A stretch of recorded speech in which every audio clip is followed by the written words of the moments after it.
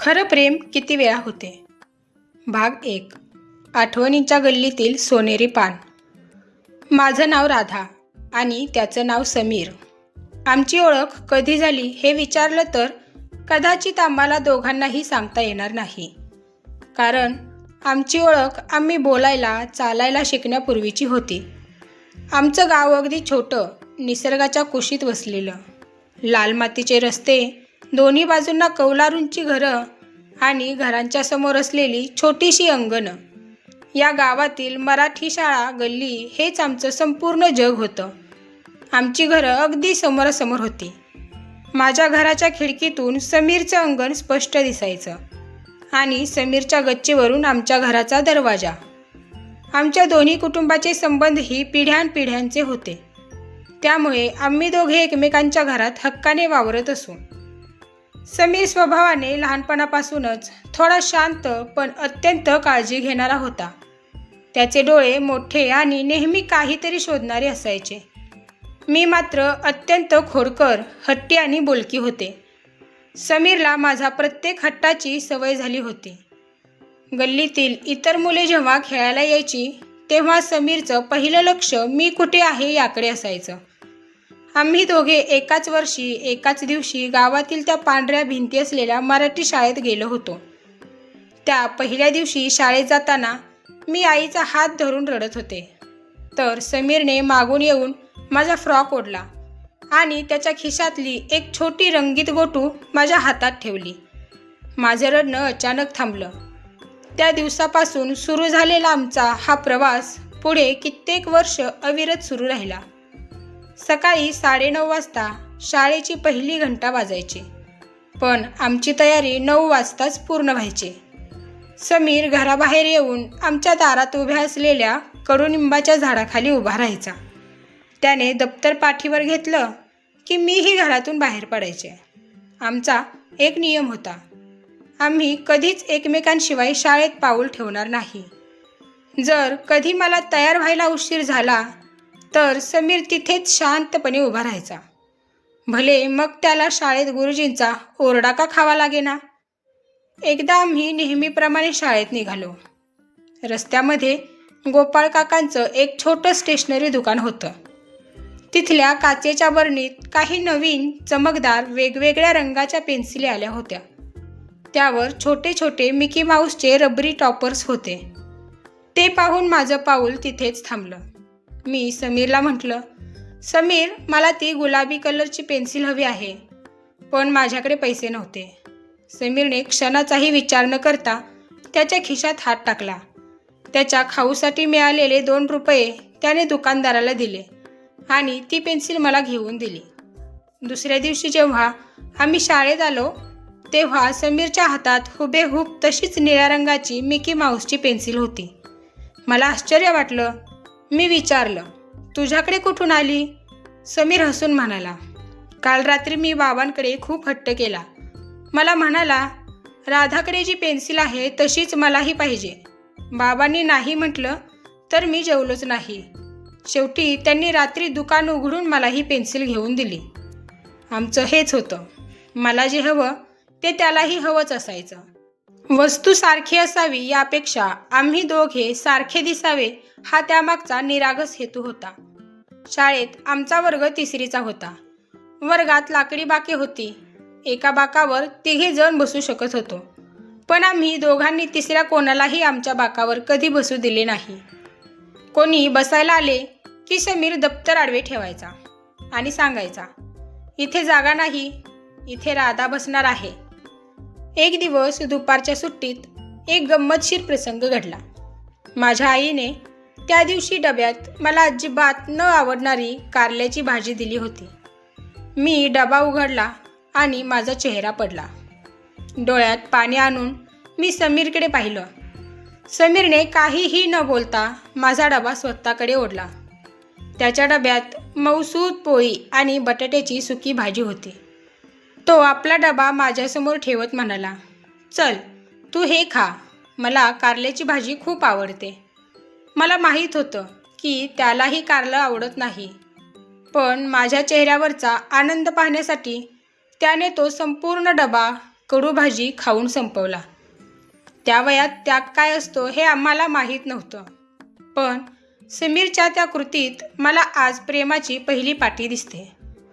आमच्या गावातील शनिवारचा आठवडी बाजार म्हणजे संपूर्ण गावासाठी एक उत्सव असायचा. आजूबाजूच्या वाड्यांवरून लोक तिथे खरेदी विक्रीसाठी यायचे. बाजारात मोठी गर्दी, बैलगाड्यांची ये-जा आणि माणसांची वर्दळ असायची. माझे आईबाबा आणि समीरचे आईबाबा एकत्र बाजाराला निघायचे. आम्ही दोघेही त्यांच्या मागे भुणभुण लावून बाजारात जायचो. पण गर्दीत आम्ही हरवून जाऊ अशी भीती घरच्यांना वाटायची. त्यामुळे बाजाराच्या सुरुवातीलाच रामचंद्र काकांचे कपड्यांचे मोठे दुकान होते. तिथे लाकडी बाकडी असायची. आमचे घरचे आम्हाला त्या दुकानाच्या बाकावर बसवून ठेवायचे. तुम्ही दोघे इथेच बसा, अजिबात हलू नका, आम्ही आलोच असे सांगून ते गर्दीत गायब व्हायचे. साधारण 2 ते 3 तास ते बाजारात असायचे. एका छोट्या जागेवर 2-3 तास बसणे कोणत्याही लहान मुलासाठी शिक्षेपेक्षा कमी नव्हते. पण आमच्यासाठी तो काळ सुवर्ण काळ असायचा. आम्हाला तिथे बसल्यावर कधीच कोणाची गरज भासली नाही. समीर त्याच्या खिशातून कधी 5 रुपयांचे रंगीत खडे तर कधी पत्ते काढायचा. आम्ही तिथेच बसून नवीन खेळ तयार करायचो. दुकानात येणाऱ्या गिरायकांकडे पाहून हसायचो. एकदा तर समीरने दुकानदाराच्या नकळत तिथल्या कपड्याच्या उरलेल्या छोट्या रंगीबेरंगी चिंध्या गोळा केल्या आणि त्यापासून मला एक छोटी बाहुली बनवून दिली. आम्हाला आजूबाजूच्या गोंगोटाशी काहीच घेणे देणे नसायचे. जग कुठे चालले आहे, बाजारात काय विकले जात आहे याशी आम्हाला मतलब नव्हता. आमचे एकमेकांकडे पाहणे आणि एकमेकांच्या सहवासात राहणे हेच आमचे विश्व होते. हा प्रसंग माझ्या आयुष्यातील सर्वात मोठा आणि माझ्या मनावर कोरला गेलेला प्रसंग आहे. जुलै महिन्याचे दिवस होते. दुपारच्या वेळी अचानक आभाळ भरून आले आणि काळे कुट्ट ढग जमा झाले. शाळा सुटायची घंटा वाजली आणि आम्ही बाहेर पडलो. तोच मुसळधार पाऊस सुरू झाला. विजा कडकडत होत्या आणि वारे वाहत होते. आमच्याकडे ना छत्री होती ना रेनकोट. आम्ही दोघे धावत धावत त्या रस्त्याच्या कडेला असलेल्या एका जुन्या वडाच्या झाडाखाली आडोशाला उभे राहिलो. पावसाचा जोर इतका होता की झाडाची पानेही पाणी रोखू शकत नव्हती. वारा जोरात असल्याने पावसाचे तुषार आमच्या अंगावर येत होते. मी थंडीने थरथर कापायला लागले. माझे हातपाय गार पडले होते. समीरने माझ्याकडे पाहिले. त्याचा स्वतःचा शर्ट ओला झाला होता, पण त्याला त्याची काळजी नव्हती. त्याने क्षणाचाही विलंब न करता पाठीवरचे त्याचे चमड्याचे दप्तर काढले. त्याने ते दप्तर दोन्ही हातांनी माझ्या डोक्यावर धरले, जेणेकरून पावसाचे पाणी थेट माझ्यावर पडणार नाही. मी त्याला म्हणाले, समीर, तू पूर्ण भिजतोयस, दप्तर तुझ्या डोक्यावर धर. पण तो हट्टाने म्हणाला, नाही राधा, तुला लवकर सर्दी होते.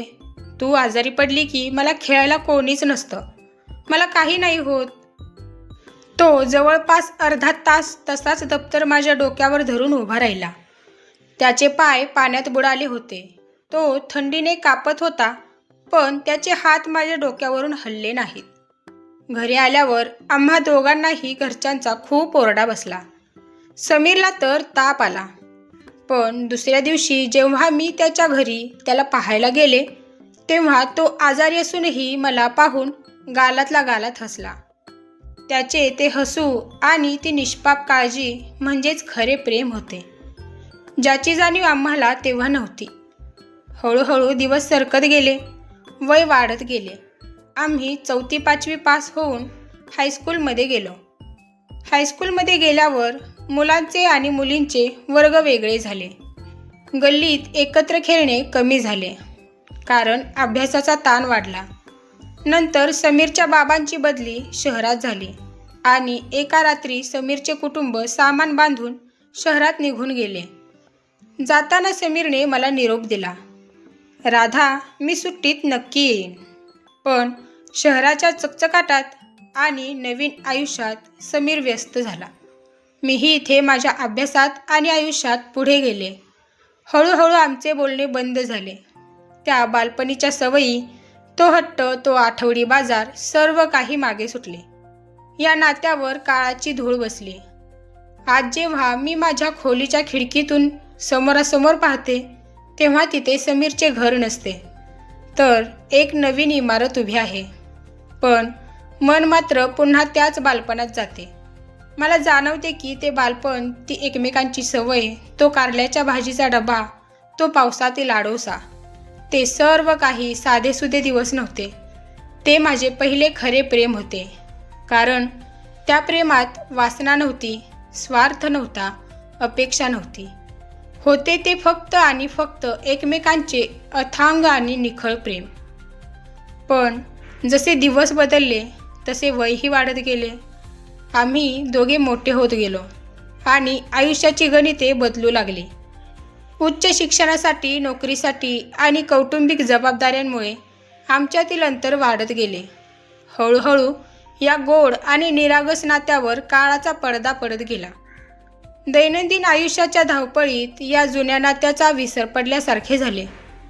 एकमेकांशी बोलणे कमी झाले, संदेश कमी झाले आणि गाठीभेटी तर पूर्णपणे थांबल्या.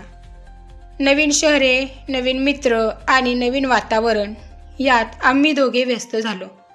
पण आज इतक्या वर्षानंतरही जेव्हा मी शांत बसून मागे वळून पाहते, तेव्हा त्या आठवणी पुन्हा ताज्या होतात.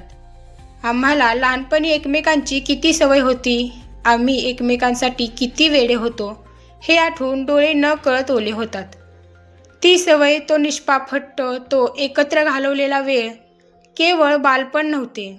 जेव्हा लोक विचारतात खरे प्रेम किती वेळा होते, आणि अनेकांचे उत्तर असते की प्रेम आयुष्यात फक्त एकदाच होते, तेही पहिले प्रेम, तेव्हा माझ्या बालपणाची आठवण येते.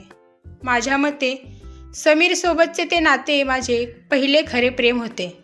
कारण ज्या प्रेमात कोणताही स्वार्थ नव्हता, वासना नव्हती, अपेक्षा नव्हत्या, होता तो फक्त एकमेकांचा निखळ सहवास, एकमेकांसाठी कारल्याची कडूभाजी खाण्याची तयारी आणि पाऊस पडताना स्वतः भिजून दुसऱ्याच्या डोक्यावर दप्तर धरण्याची ती निष्पाप काळजी.